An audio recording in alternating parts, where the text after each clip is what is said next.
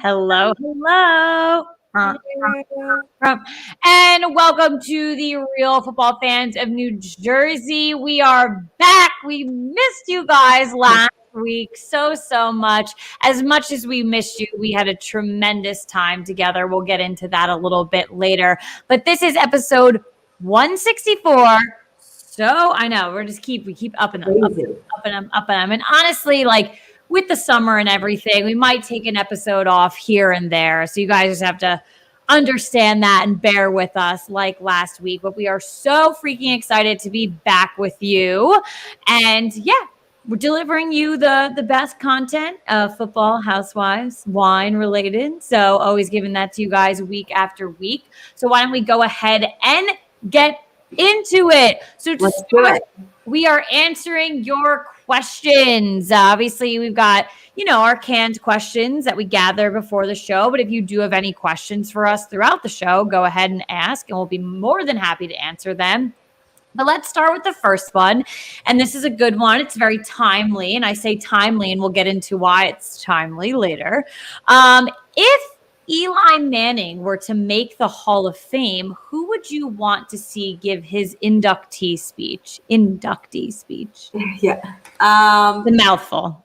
Great question. Love the Hall of Fame speeches. They're always good. It's always important to get somebody really solid to represent you and hopefully give a very heartfelt speech.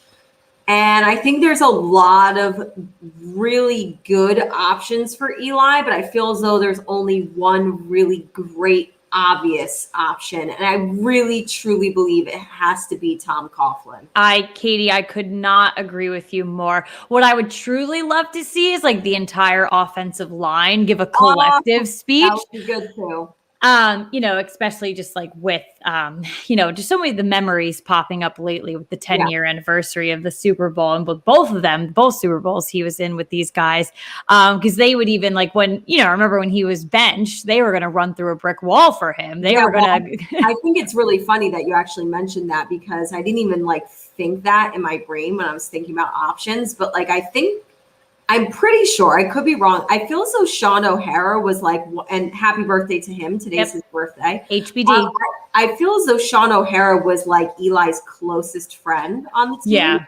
And honestly, it might not be too surprising to see somebody like him go up there and give that speech. One of his teammates. I can totally see that as well. But Tom Coughlin is just and I got a big shout out. I'm wearing the Tom Coughlin J Fund t-shirt. They sent it to me. Great organization. Clearly Tom Coughlin is a great man. One of Katie and my favorite men in the world. He's just so passionate about what he does. And he was so passionate about that Giants team and everything that he was able to accomplish with them. But most importantly, he was passionate about Eli Manning as a player and the man he is today. He, really lifted him up and showcased him, and really went to battle for him in every way, shape, or form. And even I'll never forget the speech when he obviously left the Giants organization and Eli was in the crowd, very upset, clearly. And he just point blank, not scripted, called him out and said, "This is not your fault." Yeah. And I was just like, oh my God. Or when he said, if you have a son, you want him to be like Eli. It's just everything that I saw. They essentially, if you were born tomorrow and was never given NFL knowledge in the next 10 years, you would probably think that Tom Coughlin and Eli Manning were father and son. You just go into it and see clips like that. So yeah, I 100% agree with you there. It is also, I know we called out Sean O'Hara for his birthday. Mm-hmm. I do want to call out real quick. It is also Darnay Holmes' birthday on the New York Giants. So HBD. Happy birthday. Happy birthday. A lot of Giants love today. A lot of Giants birthdays today. So happy birthday. And our second question of the night is, how was Austin? That is where we were last week. Yes. Last week, Caitlin and I were in Austin for our friend's bachelorette party. And I'm just happy to be here with you guys this week. I'm happy to have made it out alive. We're here. I am definitely feeling a bit under the weather. Mm-hmm. So if I blow my nose during this episode, I got my box of tissues. I'm definitely a little run down. My coworker today told me it's because I'm too old to be going to bachelorette parties. And I was like, whoa, whoa, whoa, whoa, whoa. I can hang. I thought we did a great job with hanging. So we did a lot of early evening daytime activities, which was great because as an older person, you love to day drink and go to sleep. So that was phenomenal. But all of our nighttime activities, we were there. The only difference about being younger and going to a weekend long bender is you just fall asleep and you don't really care. As adults, we truly do care. So I was on hydration duty all weekend. So I was making sure everyone was hydrated. We chugged, I've got these little hydration packets. So before bed, we were chugging everything we could. And listen, I woke up every morning feeling okay. Was I going to go run a marathon? Absolutely not. But it's better than waking up and not wanting to move and do any activity of the day. But as opposed to our normal wines, Katie and I did not drink wines. We were White Clawing it all weekend. I had a lot of gin. I had some really good gin cocktails. And I had a lot of Bud Lights too. So Bud lattes. Yes, we did. A lot of Bud lattes, a lot of, seltzers, White Claws, all of that stuff. We went to brunch. We had mimosa. Oh, a lot of mimosas. Love a good mimosa, obviously. But I do have to give a shout out to this brand called Fit Vine. I'm drinking their wine right now. So it's just helping me. This is not a paid ad, I promise. I'm very much getting stricter with my fitness goals. I am doing a fitness challenge for Orange Theory right now. And obviously coming back after the Bachelorette weekend, I needed to take a big break this week. Obviously today I did want to have a glass of wine with our fans. But this wine is completely less sugar than all the other wines out there. And they're gluten-free, they're all this free, and they really help active people like the two of us stay on track with our goals. So big shout out to them. Thank you for allowing me to have a glass of wine with my co-host on this show on Wednesday. So it's the regular wine might not be here for a while, but in the meantime, I'm good with this. So all right. I dig it. Absolutely. Well, thank you again for those questions. And as Caitlin said, keep sending them our way. Questions, comments. We are live and we will respond. So let's get into our big stories of the week in the world of football. We've got some NFL quick hot topics for you. And this first one is on brand with the one question that we got. And it's definitely super, super exciting, especially, obviously as a Giants fan. But on Monday, it was announced that Eli Manning will be rejoining the New York Giants in a business operations and as quarterback role. Oh my God. Could you imagine? I would go nuts. I would still be down for it. So, we kind of expected this in this offseason. Eli kind of went into retirement. He took that first year off, clearly probably spent a lot of family time, and obviously COVID was going on and everything like that. And I feel as though, he got settled a bit. And this offseason, we definitely heard rumblings of the two parties, the Giants and Eli Manning, wanting to have a reunion, make a role for Eli within the organization and come back together. So I do have a quote from Eli. He said, "After not being able to come back in the facility for a full year, to finally seeing my former teammates and the individuals I've spent the past 16 years with, like the trainers, equipment guys, video, scouting, management, owners, it's incredibly exciting to be back. Staying involved with this organization is very important to me. I love the organization, love the Giants and the fans, and so I want to do anything possible to help them out and be a part of it." Oh, I love it. This is why, Caitlin and I talk a lot on this show about the fact that, it's going to be very rare moving into the future to see a franchise quarterback stay with one franchise. Right. Not only play 16 seasons, but do that with one team. It's going to become more and more rare, I feel.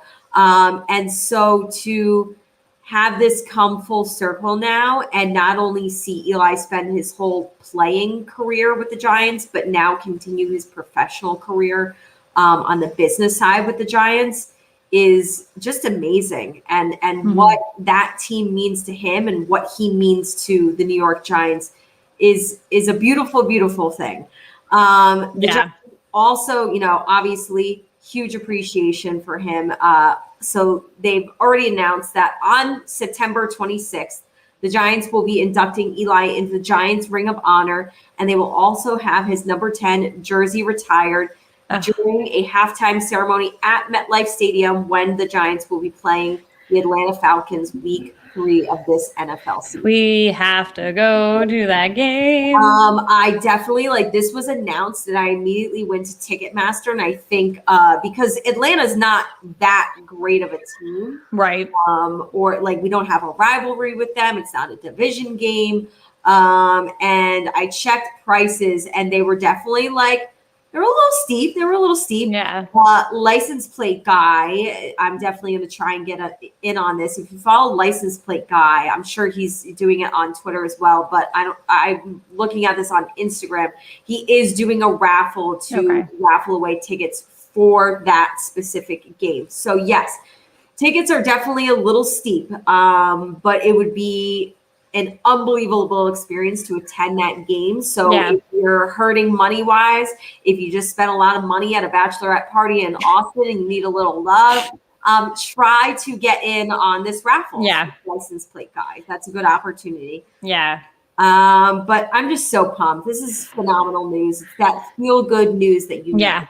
Oh, I absolutely love it. I love Eli's reaction to everything. I love all the videos they put out, the pictures, the jokes, that he's getting his own office, wearing business casual, not a jersey anymore. So it just, Eli's face fits within that organization. He is such a big part of the New York Giants brand. So this was a no-brainer that he's coming back, working within operations, working with fan engagement. I love that. He's literally all of our, we are his number one fan. So why would you not bring him in to work with individuals? So I think it's a great, job for him. I don't know how quote unquote how much heavy lifting he'll be doing, how much they're paying him in regards to that. But, because he's got a million and other things going on. He's got money for life.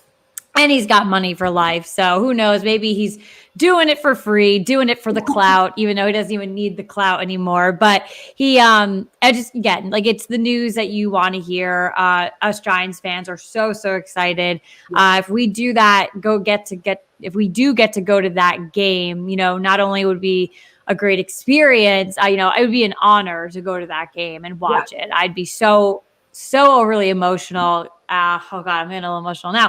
At halftime for sure. But I know just Giants fans in general, that'll be a truly amazing experience and just time for everyone. So absolutely.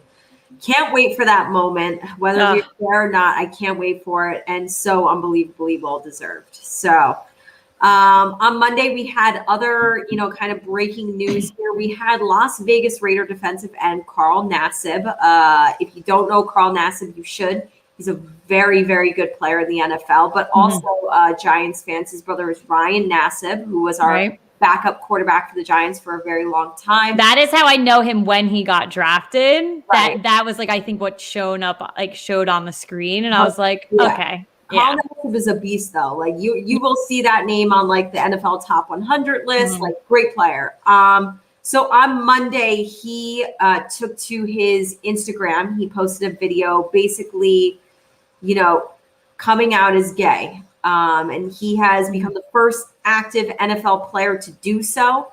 I don't know about you, but when that news broke, I was like, "Oh, he is." I just feel it's 2021, and I feel oh, really? Nobody's done it before. Now, we did have Sam Beal, but he was not actively playing. He announced it after he was out of the league. Mm-hmm. So I guess maybe that's why I was like, oh, really? The first. But, sure enough, here we are. It had to happen eventually. Right. Crazy. But support, poured in for him. I would expect it. And I did love to see. And so much so that in the last 24 hours since he posted that video to his Instagram, his jersey became the top selling item across the league, which is honestly so amazing. He gave such a good, what he spoke about in his video. It wasn't crazy long, No. One of the things I love that he said, he was like, I can't wait till there comes a day where like people don't have to make videos like this or don't have to like announce it.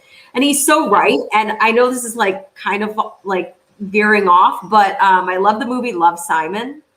Oh yes, you told me to watch that, and I think I watched a little bit of it. I don't know if I watched the whole thing. That's about a boy in high school who is gay, and he's kind of like hiding it and is secret about it and doesn't feel comfortable coming out.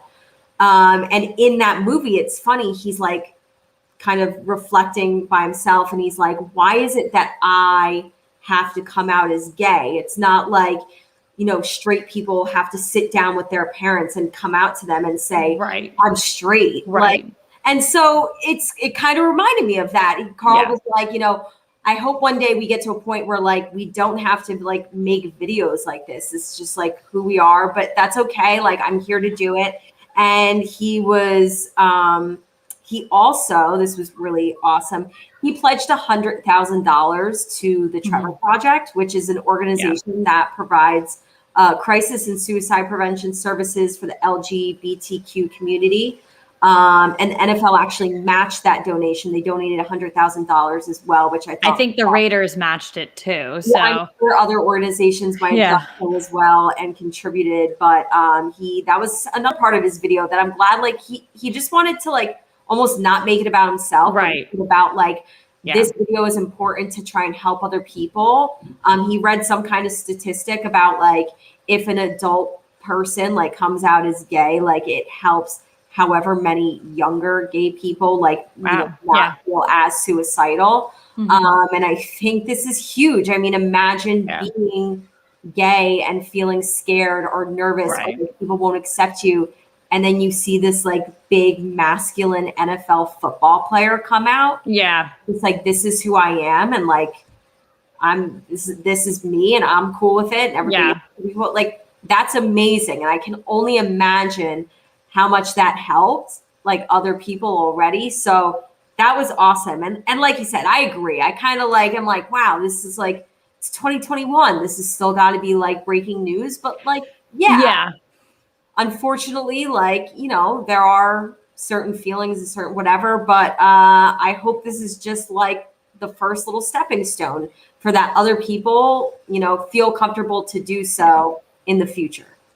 Yeah, I guess I just like, for me, it's shocking that this is such a small stepping stone for the NFL. And I listen to CBS Sports on the radio when I'm going to and from Orange Theory in the morning, and sometimes I'll catch it in the afternoon too. So I'm listening to the morning guys and I'm listening to the afternoon guys, and they almost kind of contradicted themselves. The morning guys were like, yes, like this is great, like big step forward for the NFL. And the afternoon guys were like, why are we not further in this? Why are we, you know, and I give him all the credit in the world, all the kudos, coming out, doing it on video and letting the world know. And not only just doing that, but making a donation and really helping us understand where the issues are in society, because we have a ton of issues and there's so much that we still have to learn.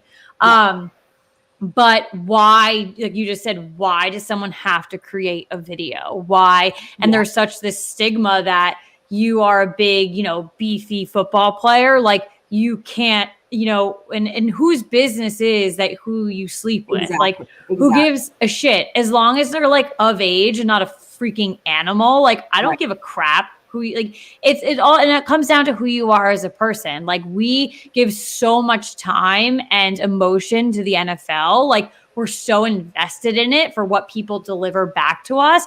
All I care about is that you step on the field on Sunday and you deliver as the player that you're getting paid to be. Like there's every other, and like people were saying too, like, and I thought this was a great point. Like someone brought up, like, is this going to be a distraction? And someone shot that down and they go, you know what the distraction is? When guys are, you know, abusing drugs outside of marijuana, when men are hitting their wives, hitting their girlfriends, when they're, you know, getting, you know, charged with DUI, those are distractions. This is not a distraction. So I think that was the afternoon guys on CBS Sports that said that. And I was like, hell yeah. Like Carl said himself too. He was he's like, now that I've said this and like it's out of the way, like my focus is solely on helping my team win a Super Bowl. And that's absolutely. And as a football player, that is it. That is what you are doing. Yep. So, but listen, hats off, kudos. I love it. Love the donation, everything like that. So yeah, definitely, let's get to a point in time where this kind of stuff isn't newsworthy, but I like talking about it. Let's not make it newsworthy, but it needs to be a part of the discussion. Yep, absolutely. All right. Well, speaking of distractions. Real distractions. Yes. This last one on Sunday, and this is a big name, so this is a big deal. Kansas City Chiefs defensive end Frank Clark was arrested in Los Angeles. He was charged with felony possession of a concealed firearm. He was initially pulled over during a routine traffic stop when officers noticed a gun sticking out of a bag inside of his car. He was released on Monday, set to appear in court in October during the football season. So we're going to try to keep you posted on that. That's all I have for you guys right now. But that's a big deal because that's a big name player for that team. And we're just going to have to see what the repercussions are. Yeah. And to my knowledge, this isn't just like a handgun. What he had was like a semi-automatic, like army type, like weapon. So, and I'm a firm believer that no average Joe should have any type of access to something like that. So that's wild and crazy for sure. And again, the true distraction. So yeah, but I guess, more to come on that. So, right. All righty, moving into it's not a topic, but it is a segment within football that we've given to you guys over the past 3 years when doing the show. We take 8 weeks to go over every division, and we give you the best and worst case scenario for records per team.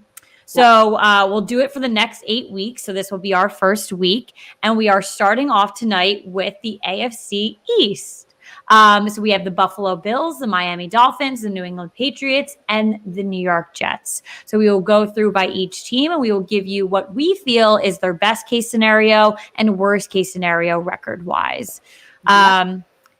So there's no real formal way of doing this, but let's start with the Buffalo Bills. What do you have as their best case scenario? Well, I want to actually start with history in the making here. Asterisk. There's an Real Football Fans of New Jersey here. First time ever done on the show.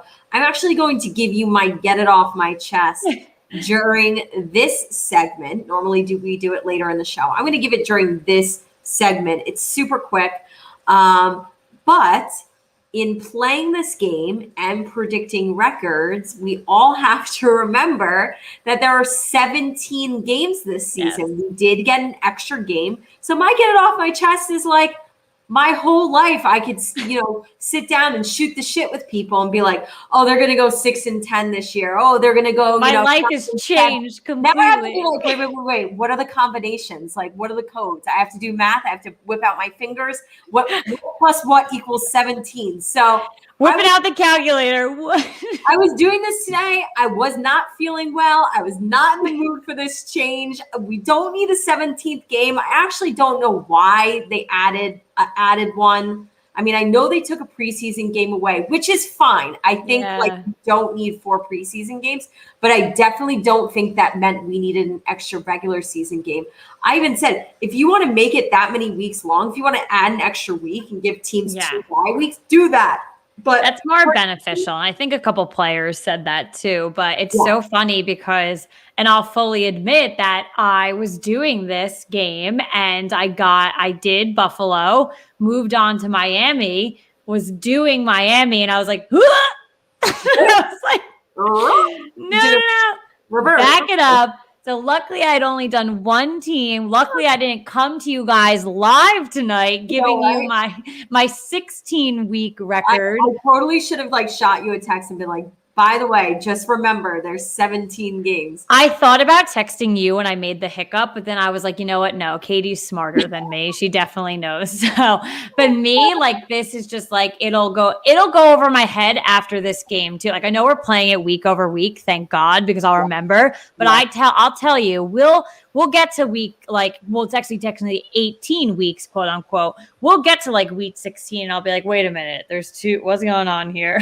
Well, hopefully in the next 8 weeks, Real Football Fans of New Jersey and doing this segment, hopefully like we get acclimated with like the combos. Yeah. Win-loss combos and hopefully we They're get a weird for the season. But that's my quick get it off my chest because it ties in right here. So that's a Real Football Fan New Jersey first. Well, with that being said, for 17 games, what is your best case scenario for the Buffalo Bills?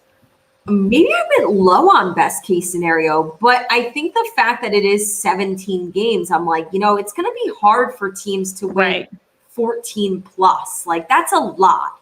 So I have them best case scenario at 13-4, mainly because like I said, the 17 games. But I definitely think they might be able to get to 14. Worst case scenario, I have them at 10-7. And just I did small little baby notes on each one. I said for the Buffalo Bills that their easy games are really easy, but their hard games are really hard. So their easy games, I put down their division games. I think they play in an easier division, but they're also playing Jacksonville. They're playing Houston and they're playing Washington. I would consider those like definite wins. Yeah. But they're hard games. Woo! This is not pretty. They're playing the Steelers, the Chiefs, the Titans, the Colts, and the Buccaneers. Like this is hard. And I think maybe that's another reason why I landed on 13-4 because like their hard games are no joke. But what do you have them at? So I'm going to go I actually went with 14-3, coming off their record last year of 13-3. That's what I originally, when I messed up, I originally went with that because I think that they had a very, very ideal season last year. They showed up, even losing in the playoffs. It was still kind of like a head scratcher. Like they still could have very much won that game, went on, could have potentially won the Super Bowl. They were a strong, strong team last year, even with the 3 losses on their schedule. And even their losses looked prettier than a win that maybe a team would have. Like the 2 that the Jets had last season. Like, you know what I mean? So I just think they're a very talented team and they can only get better, which is terrifying in my opinion. So that's why I did give them the leg up with 14-3. Okay. And then I agreed with you on worst case scenario, which is a lovely worst case scenario, 10-7. Okay. All right. We're pretty much on par there. All right. The Miami Dolphins. The rest of the division is tough for me. I think they're head scratchers. And I think that Miami is a hard team to peg down. And I think they're hard to peg down. I mean, definitely the quarterback position is a little bit of a question mark. Right. Are they going to be rolling with Tua for a full season? Like, what's that going to look like? Mm-hmm. I'm not a huge believer in this team. They had a good record last year. And I was so like, no, this is another Chicago situation of like, they were good. Like they had a good record. Yeah. I'm not a believer in them. So I have their best case scenario as 10-7. And I have their worst case scenario 7-10. Okay. Now I think I wrote down that remaining healthy as a team will be key for the Miami Dolphins because they have a super late week 14 bye. I think that's a terrible bye week. Yeah. So I think that's going to be like an opponent in itself, like trying to stay healthy until that really, really late bye. But this is not a team like I'm super hyped on, considering that they had a pretty decent record last year.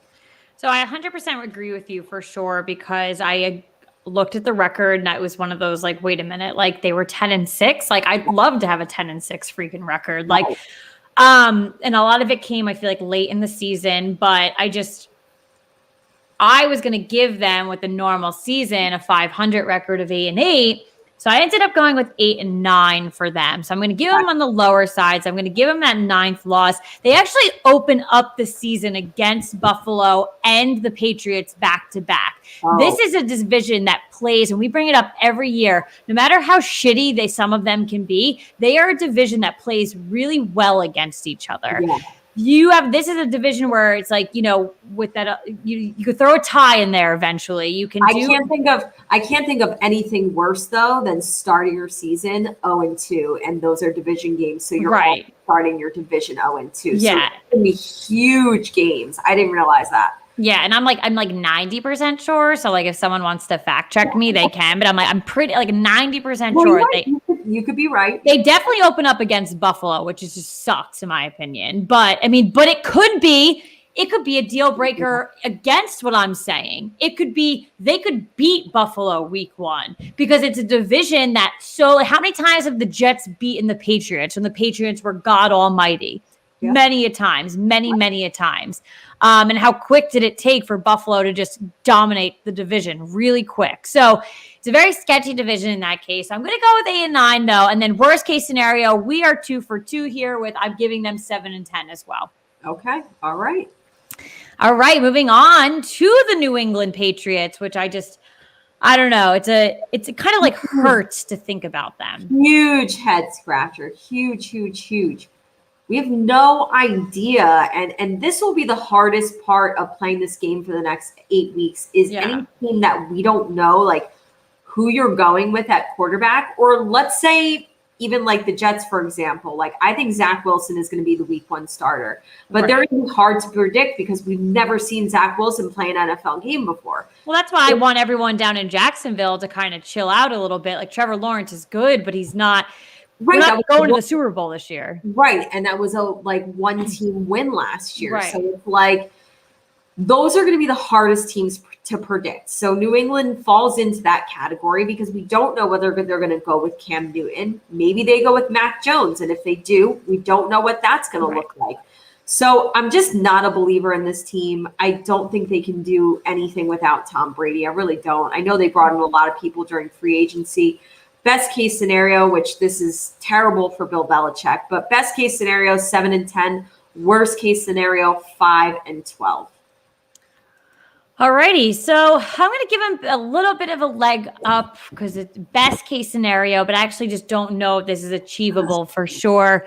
So I'm going to go 9-8 for best case scenario. I do agree with everything that you did say, though. Like if you don't understand what your quarterback situation is, and you have Cam Newton and Mac Jones, I don't know how far they'll take you. I'm sure Mac Jones will do well in the NFL. I just don't know if it's this year with the Patriots or with the Patriots in general in the coming years. I'm just not sure. And, that's coming from me and Alabama. I just don't know.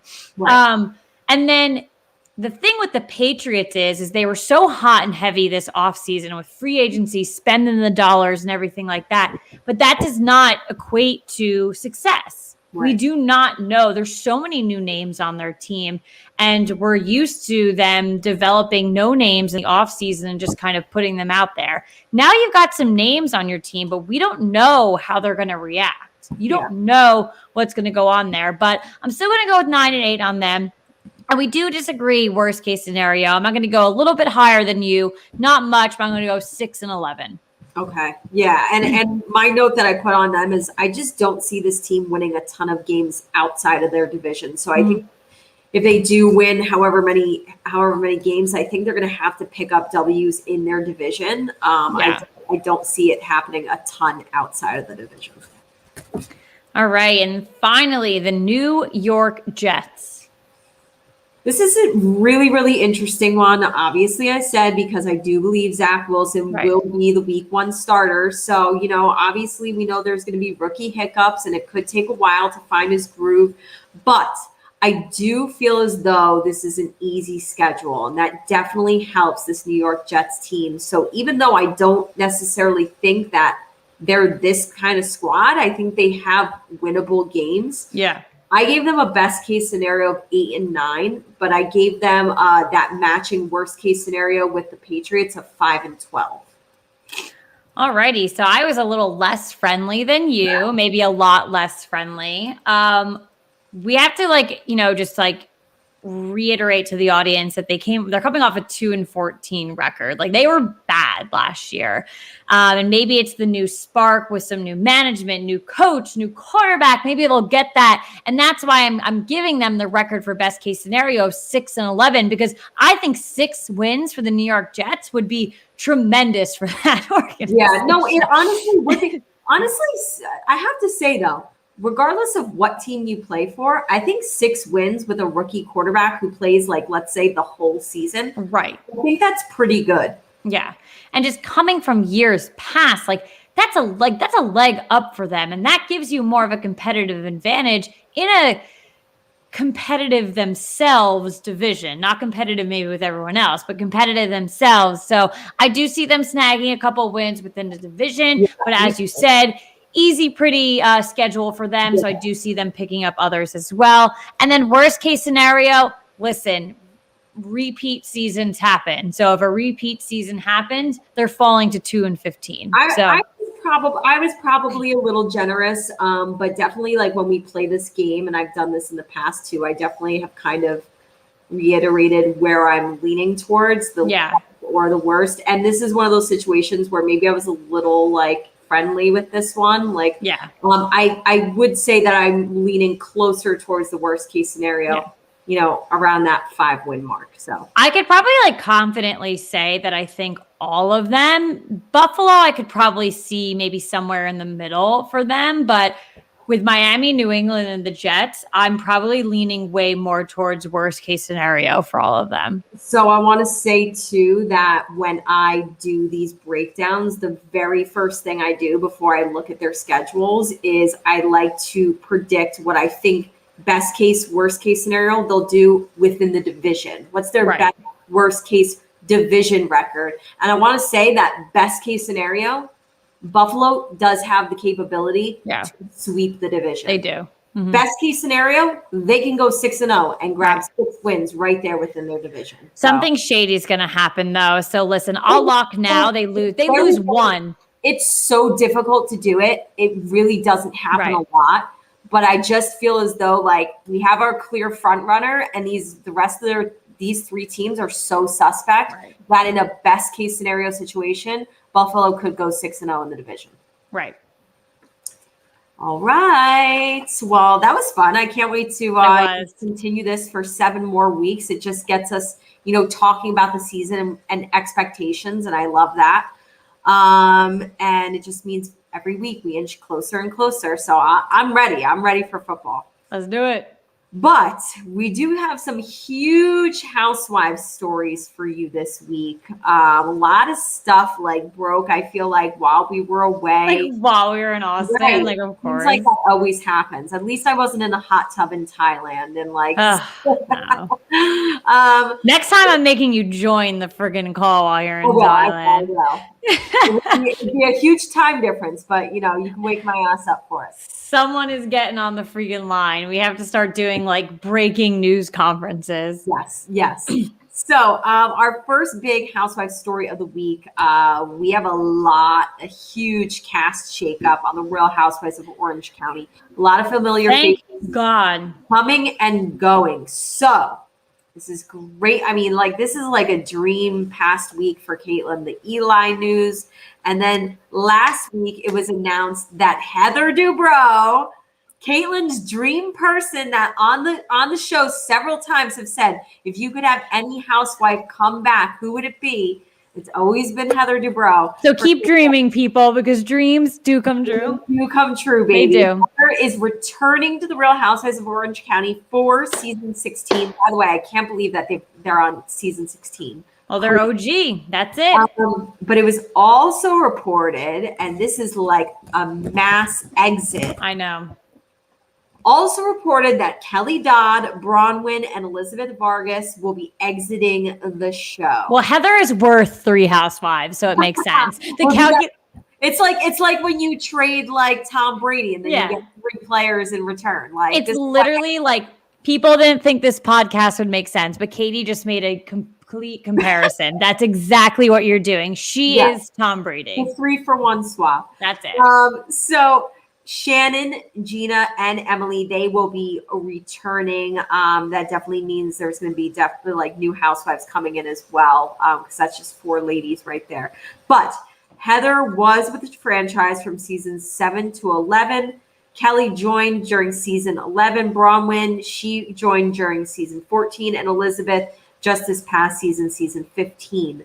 I'm surprised she's not coming back. I kind of liked her, and I think I said that on the show. Like, it was like she was very quiet in the beginning, and then because I think she's she's also like super rich, like ungodly real rich, and we know Heather Dubrow is rich. Yeah, but Elizabeth is I don't even know. Like, she would just go buy like a Lamborghini for fun. Like, that's what type of rich she is. And I just think that she finally found her voice, and I was okay with it. Like, I think she was kind of in a really good spot. And then, yes, I'm a little shocked about that for sure. It's been a hot minute since we've seen the rookie one and done housewife, and it feels like, okay, I'm going to go all the way back in time to New Jersey. Do you remember when they had those 2 twins on the show?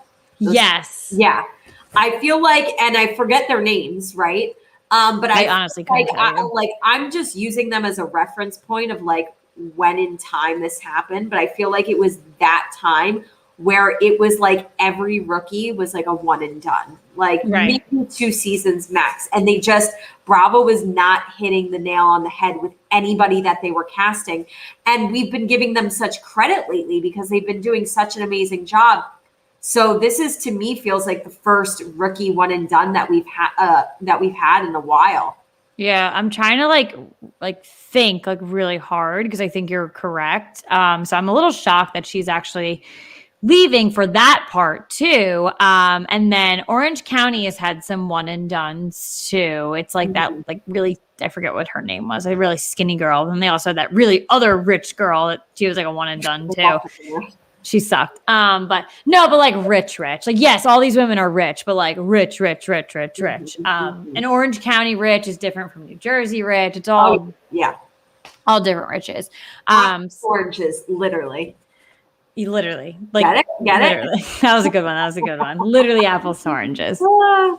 All right. So, according to a source back in February, Kelly was expecting to be fired. We were all expecting her to be fired. Obviously, she made a lot of controversial comments in the past year, mainly in regards to the pandemic. A lot of things that I feel like every week we were coming on the show and reading about another apology that she had to give. She's just crazy. But this was great. This was really juicy. If people, obviously our podcast listeners, if you're into podcasts, you better be if you're listening to us.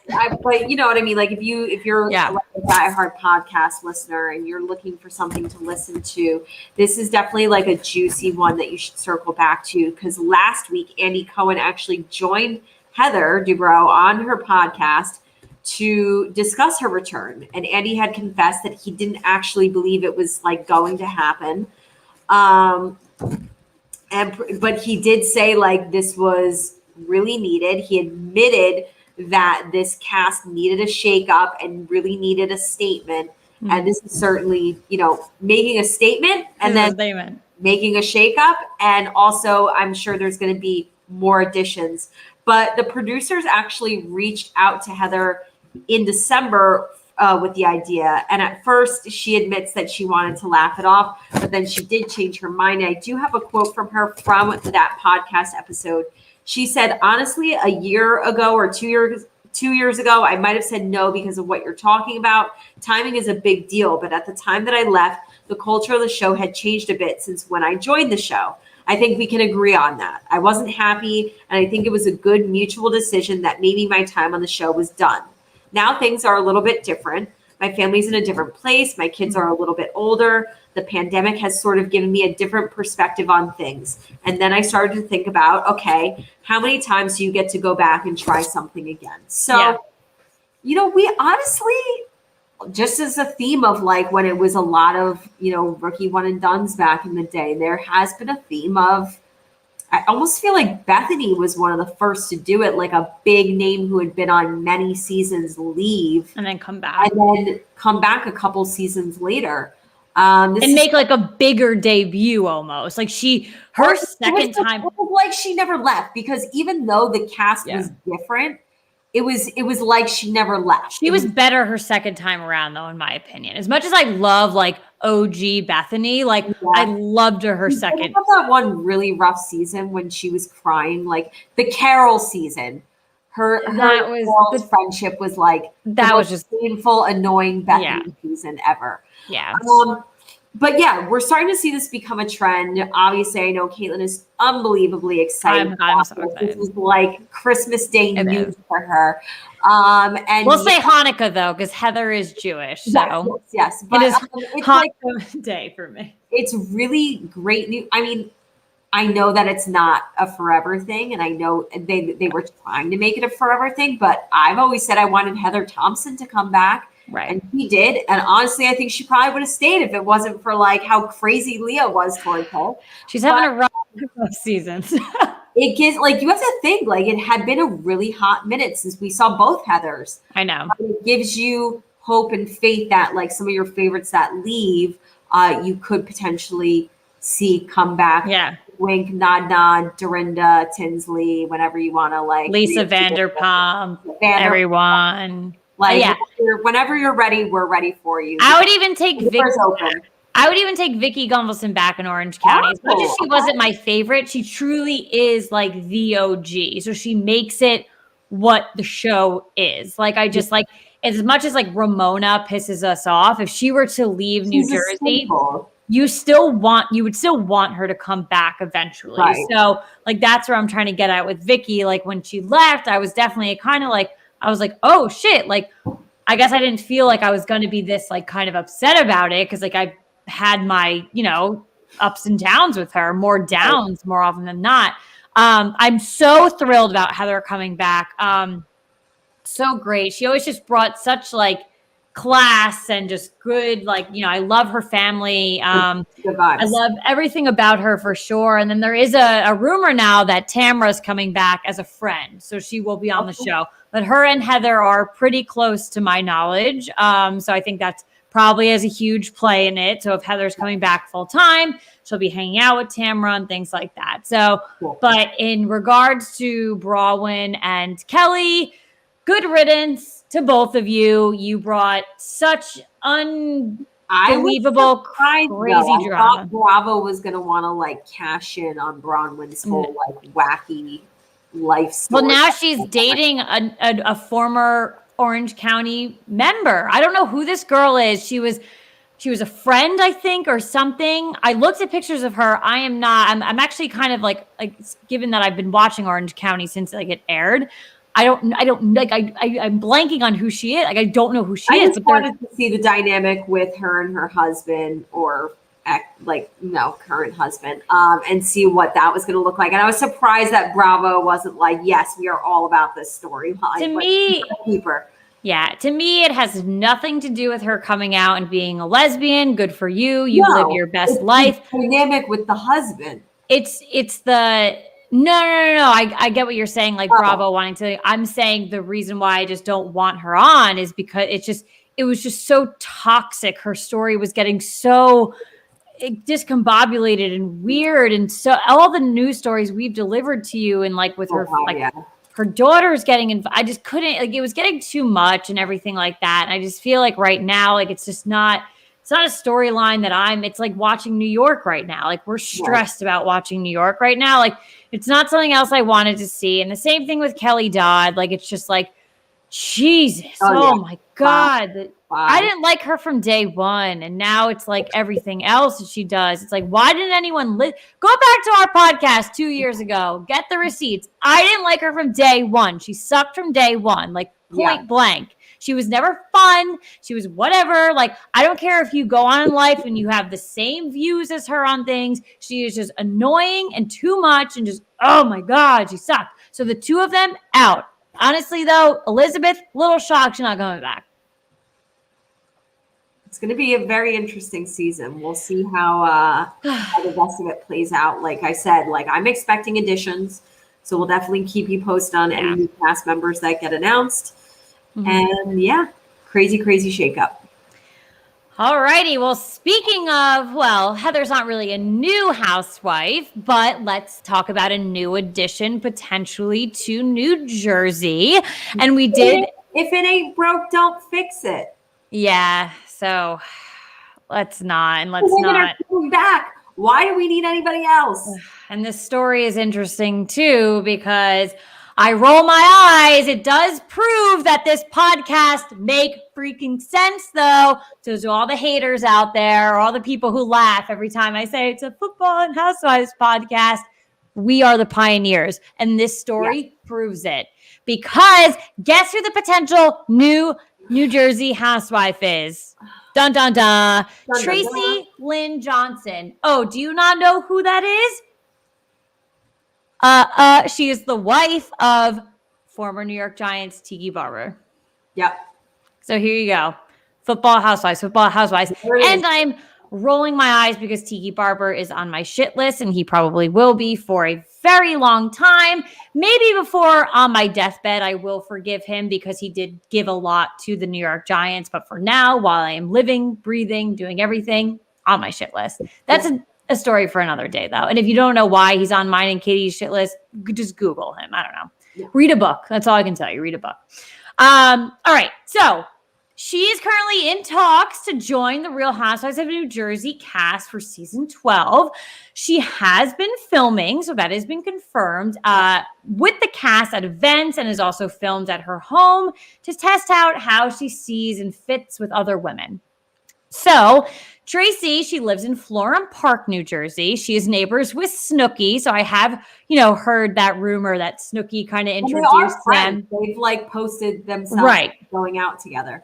So I have heard that rumor of her introducing them to, maybe she knows producers of the show, something like that, or whatever, or just the fame of New Jersey.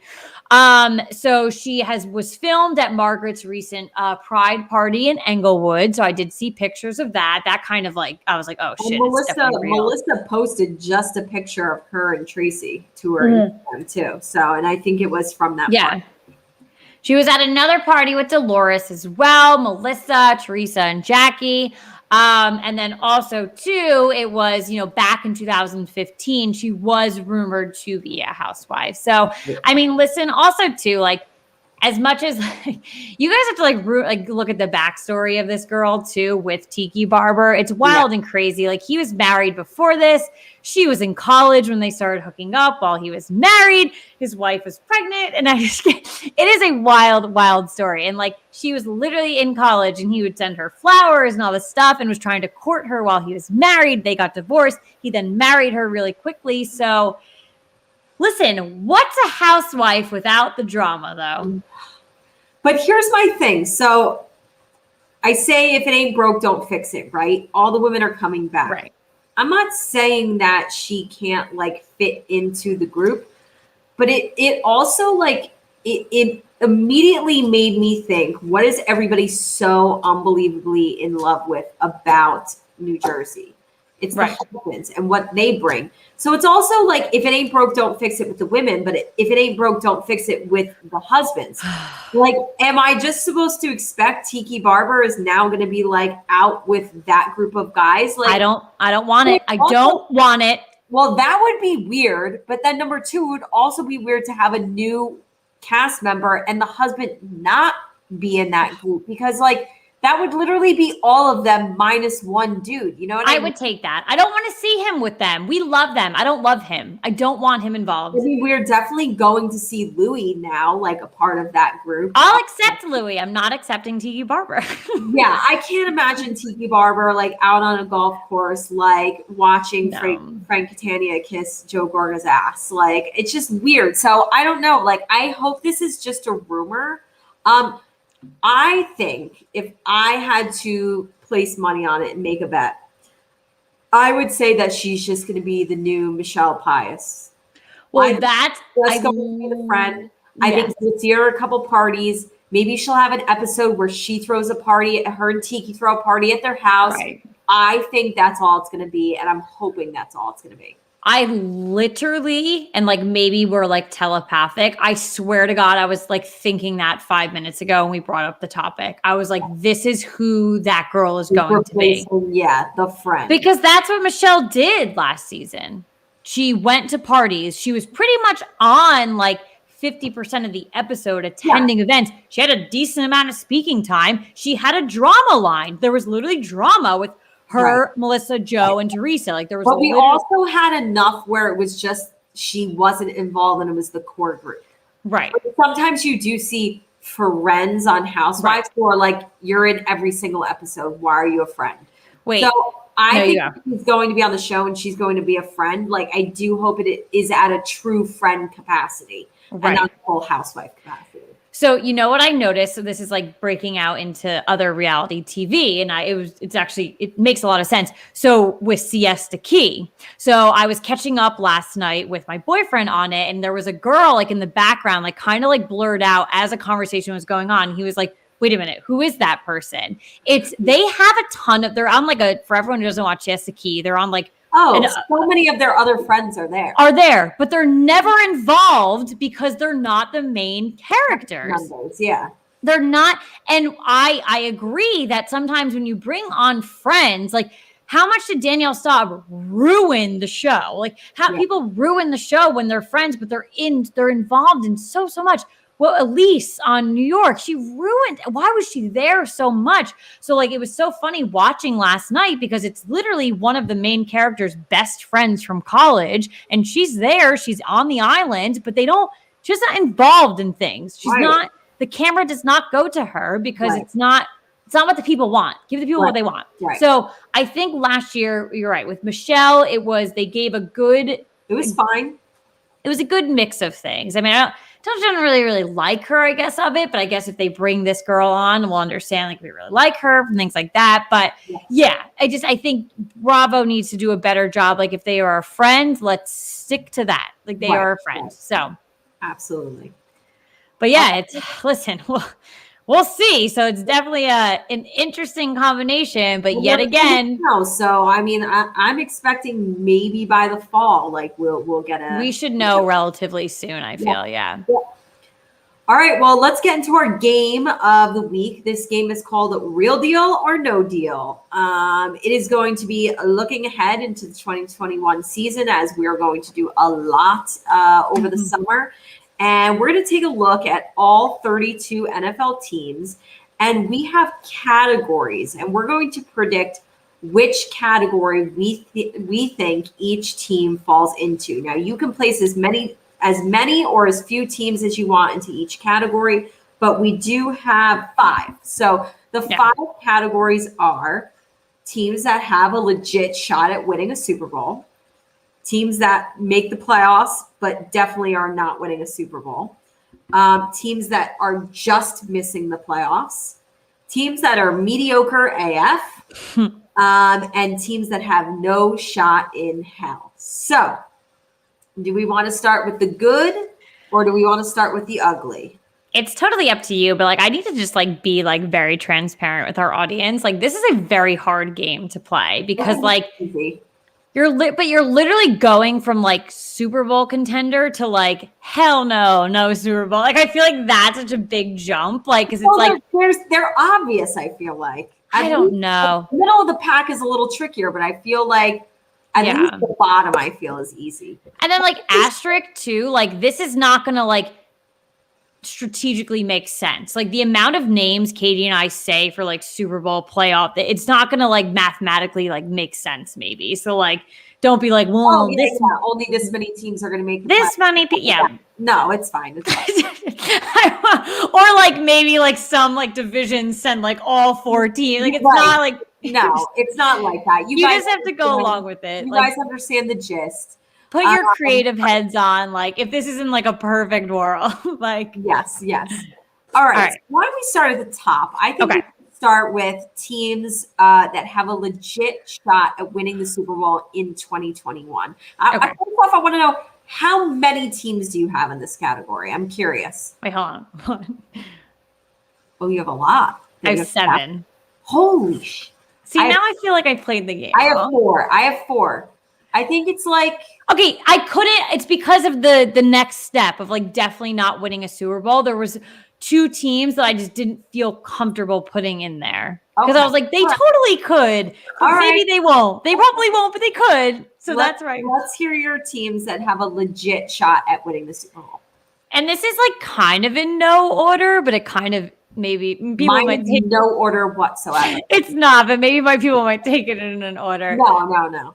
So I'm going with the Chiefs, the Buccaneers, the Bills, the Titans, the Ravens, the Chargers, and the Seahawks. Wow. Chargers. That one surprised me. Listen, I like that team a lot. It just legit shot at winning a Super Bowl. That one surprised me. Mm-hmm. I have 4, and there's one like team that I really wanted to stick in there as the 5th, and I just didn't. So the Chargers. No, I am going with. I'm always a believer in the Seattle Seahawks. I just am. That was one of the teams. At first, I didn't have them there, but I was like, there's no way you can't put them there. It's not that I think they're like so much better than the teams that are going to be in my next tier. Right. It's just the fact that they pretty much always make the playoffs. And when they do, Russell Wilson and Pete Carroll just know how to win in the postseason. They do. There are teams that can make the playoffs every year, but they don't know how to win in the postseason. Right. This is a team that finds a way like all the time. Right. So I'm going with Seattle. I'm going with our reigning Super Bowl champions, the Tampa Bay Buccaneers. Mm-hmm. I'm going with Green Bay. I think they're probably the strongest team in the NFC, and I'm going with the strongest team in the AFC with the Kansas City Chiefs. All right.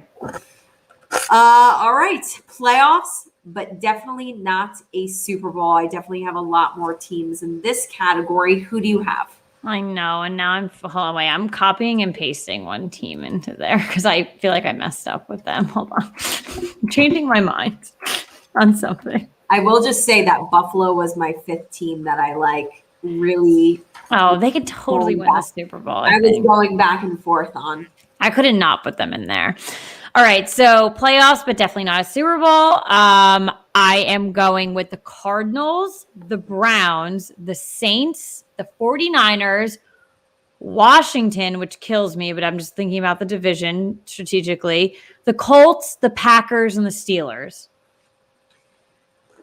Now, how come you don't think Green Bay? You think because that legit shot at winning the Super Bowl, you think just the drama with Aaron Rodgers?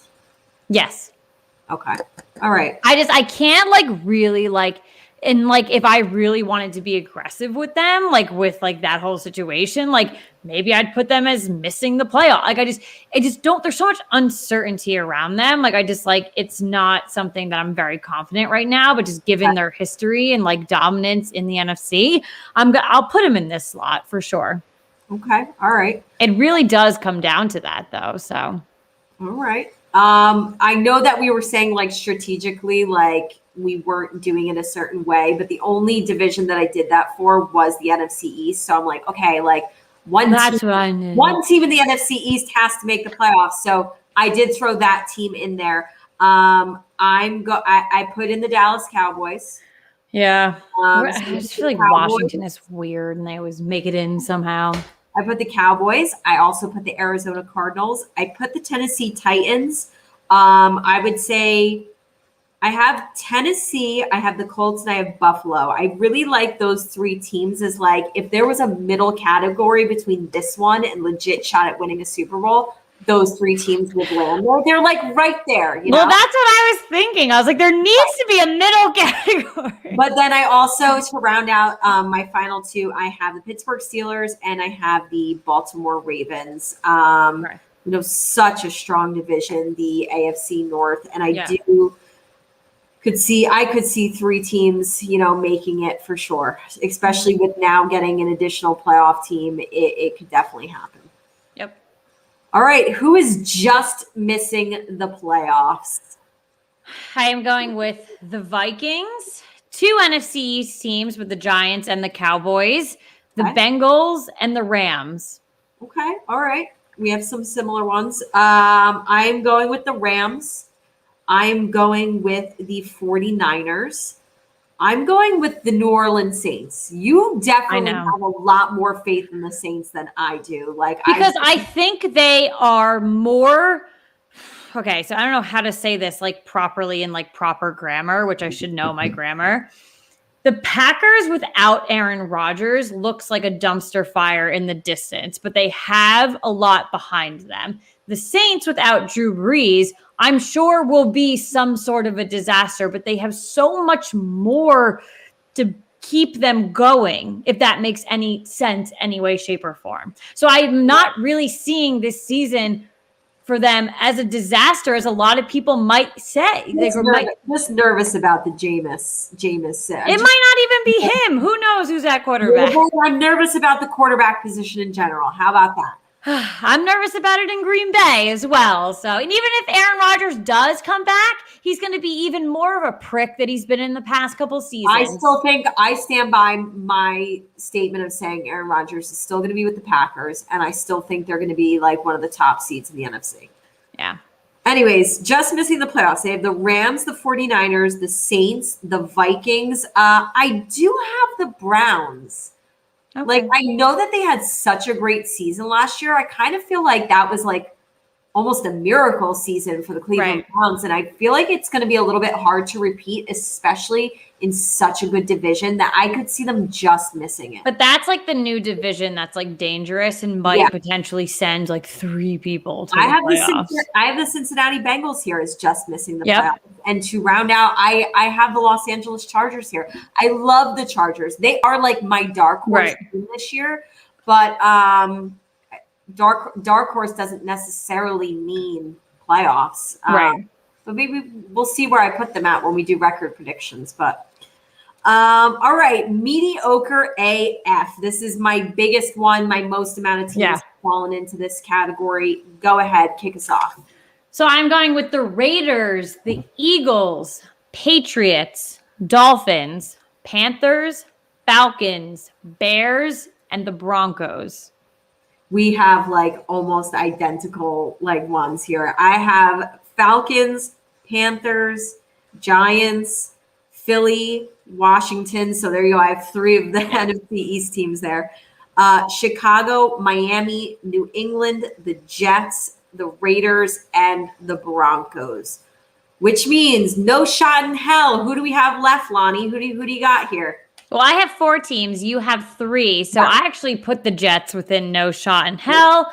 The Lions, Texans, and the Jaguars. And again, my friendly reminder to everyone, for the Jaguars, just because you got Trevor Lawrence does not mean you are winning a Super Bowl this year, nor does that mean you are having a winning record. I really want people to understand that, mainly because as much as I am a Giants fan and strictly hone in on the Giants, I want NFL fans to be mentally safe and mentally smart. Do not get hung up and be stupid about certain things. Like, do not think that your team is going to be tremendous. If they are, for some weird ass reason, good for you. You go out and celebrate that. We said it earlier. I think if Jacksonville were to turn around a 1-win season and then win 6 games with a rookie quarterback, I think that's a huge win. Right. A huge win.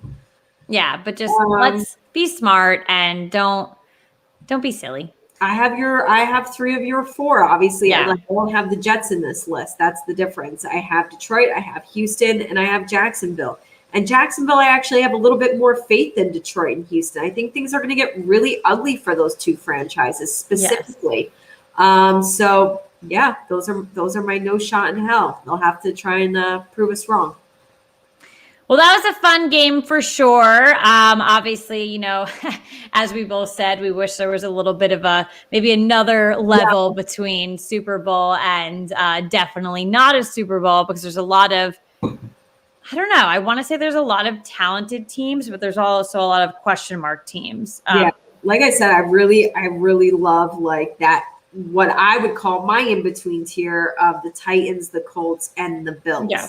I think those are really, really solid teams and there's always somebody that comes in and shakes it up. Like, we expect them to make the playoffs, but like, remember, like, nobody thought 2 seasons ago that the Titans were going to be playing the AFC Championship and upset the Patriots. Like, somebody will probably come through and shake it up. Absolutely, for sure. Alrighty, well, it is that time of the episode where we get it off our chest. Positive, negative football housewives wine. Katie already got it off her chest in both a historic.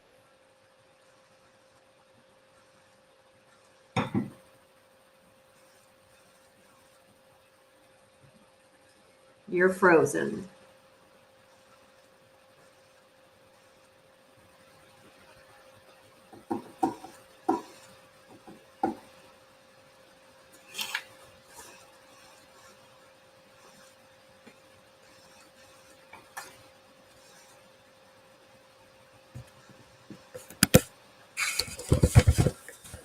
I'm back.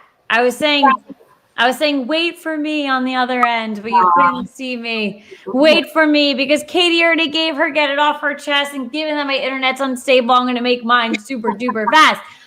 So one last shout out to ask for our followers and our fans and everything like that. I am doing a fundraiser for the Tom Coughlin J Fund. It's for families, battling childhood cancer. They do so much work for them. There's just so much. You got to go to their website. It's just incredible what, families have to go through. Insanely bad, with battling childhood cancer. The J Fund does so much for them. So I am doing a fundraiser, and the only thing you have to do is buy wine. That's it. No gimmicks, nothing. Katie has already donated, bought so much wine, obviously, because we are wine drinkers. Thank you so much, Katie, and thank you we've had a ton of donations so far, so I'm so thrilled about it. But I am calling on you, the real football fans and New Jersey fans. Please, please, please. Go ahead and donate. If you don't drink wine, send it my way. I'll drink it. Someone in your life definitely drinks wine. Like I said, they have great bottles where it's like if you need a housewarming gift for somebody, they have home sweet home, very pretty labels and bottles that you can gift. So it's also great for that as well. Someone in your life drinks wine and that's it. You just have to buy a bottle. They have very affordable prices. And again, a portion of the proceeds do go to the J Fund, and the J Fund is near and dear to mine and Katie's hearts. It's near and dear to all Giants fans' hearts. So just one last final plug there. And then also too, dealing back with the Giants. Oh my God, they released a pump up video today of it is the 10th anniversary of the Super Bowl that we won in 2011. And holy guacamole, this video is the best thing I've ever seen. I got so much work done today at work because I watched it in the morning and I was ready to go. It is going to be my new motivational video. Wanted to run through a brick wall. All of your favorite guys were on there. Eli, Victor Cruz, Antrell Roll, Manning, every guy that you loved. Tuck. Oh, Oh my God, I couldn't. The best was the part with Tuck where he's looking at all the guys that hadn't won the Super Bowl in 2007. He was like, "You don't have a ring. I have a ring." And he was like, "You want a ring?" And I was like watching it. Yes, I want a ring. I do want one. But honestly, oh my God, I think New York football is back. New York Giants football is back. And I'm so excited. This, maybe that's a sign that this season's going to be 10 years later. I mean, that sucks 10 years later. But maybe it's a sign that, things are going to be really, really great. I'm just so pumped and loved the video. 12 teams in the NFL still have not won a Super Bowl ever. So I know you say 10 years ago. There are teams that haven't won one, or teams that are waiting several decades for one. So we're very blessed to have seen some Super Bowl wins in our lifetime so far. But let's get some more. Let's get some more rings, baby. More rings. I want the rings. All right. Well, great show tonight. Thank you guys for joining. We missed you. Glad to be back. We're going to be rocking and rolling with, gearing up for the NFL season to come, and obviously all the crazy housewives news that have been going on. As far as things that you don't want to miss this week, Real Houses of Beverly Hills is on tonight at 8 p.m. or started at 8 p.m. You can catch it later because obviously you're with us.